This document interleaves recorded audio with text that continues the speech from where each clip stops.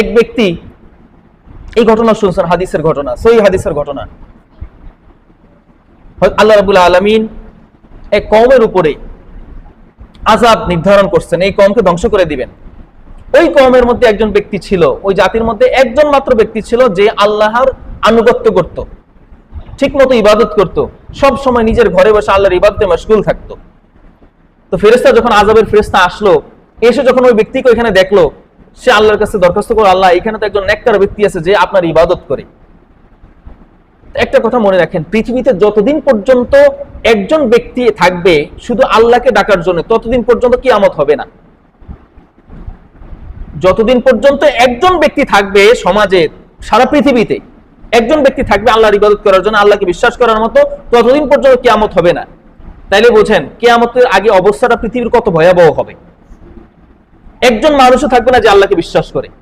এরকম একটা অবস্থায় আল্লাহ দুনিয়াটাকে ধ্বংস করে দিবেন। এখনো পর্যন্ত আল্লাহ দুনিয়াকে ধ্বংস করেন না কেন? কারণ দুনিয়াতে কিছু না কিছু নেককার মানুষ আছে যারা আল্লাহর ইবাদত করে। আমরা পাপী, পাপ কাজ করি, করলেও আমরা আল্লাহকে বিশ্বাস করি, রাসূলকে বিশ্বাস করি, ইবাদত করি। এরকম মানুষ যারা আছেন, এদের ওসিলায়, এদের কারণেই আল্লাহ দুনিয়াটাকে টিকিয়ে রাখছেন।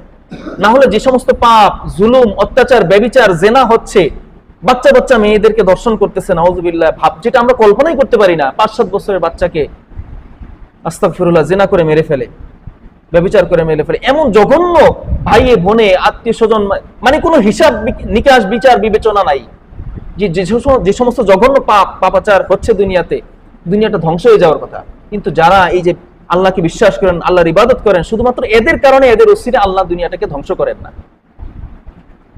তো যাই হোক, আমাদেরকে বলছিলাম যে সেই ফেরেশতা আসলো, আয়েশা বলল, আল্লাহ এখানে একজন ব্যক্তি আপনার ইবাদত করতেছে, এখন ধ্বংস করলে তো সেও সহধ্বংস হয়ে যাবে।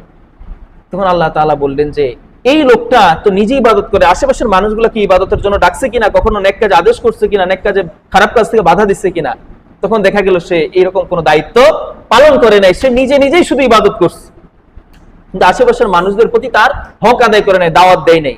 যার ফলে আল্লাহ তাআলা বলেন, যাও তাকে সহ ধ্বংস করে দাও। ওই ব্যক্তি সহ ওই কওমটাকে ধ্বংস করে দেওয়া হলো। হাদিসেও আসছে যে মানুষের উপরে আযাব ততক্ষণ আসবে না যতক্ষণ সে আশেপাশের মানুষদেরকে খারাপ কাজ থেকে নিষেধ করবে।